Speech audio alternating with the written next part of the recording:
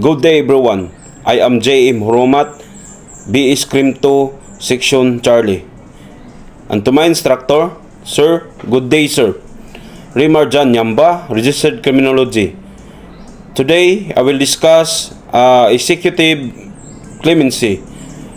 Naatay upat ka form. Pardon, amnesty, correctional pardon, reprieve. Executive clemency usa ka espesyal nga gahom nga gihatag sa presidente sa Pilipinas ubos sa Article 7, Section 19 sa 1987 Philippine Constitution. Kini ang gahom nagtugot sa presidente nga makahatag og pardon, commendation, reprieve og amnesty sa mga tao nga na-convict na sa korte.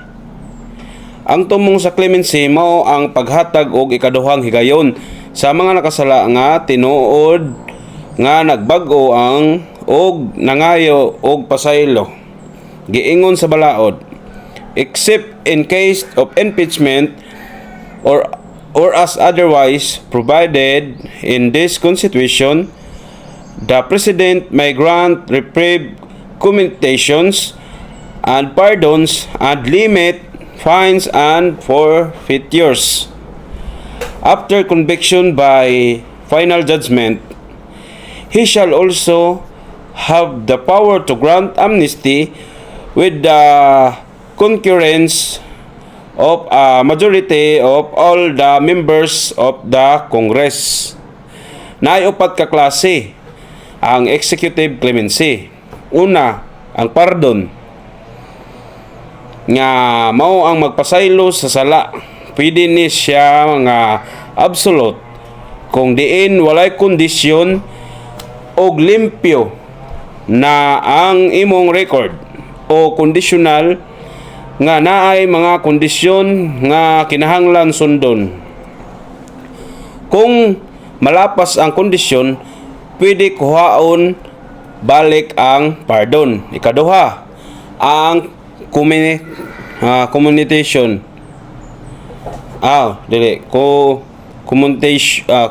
Commutation of sentence nga mao ang pagpaubos sa silot pero dili magpasabot nga wala na kay sala. Ikatulo, ang reprieve nga temporary delay o pagpatuman sa silot labi na sa mga kaso nga naay death penalty. O ikaupat, ang amnesty nga kasagaran gihatag sa daghang tao para sa political offense sama sa rebellion. Ang amnesty kinahanglan og aprobado sa kadaghanan sa mga miyembro sa Kongreso. Ang proseso sa clemency magsugod sa pagsumite og application sa Board of Pardons. Ang parole, ang board magreview sa background sa aplikante, magtan-aw sa pamatasan sa prisuhan ug mag-assess kung ang tao angay ba hatagan og ikaduhang chance.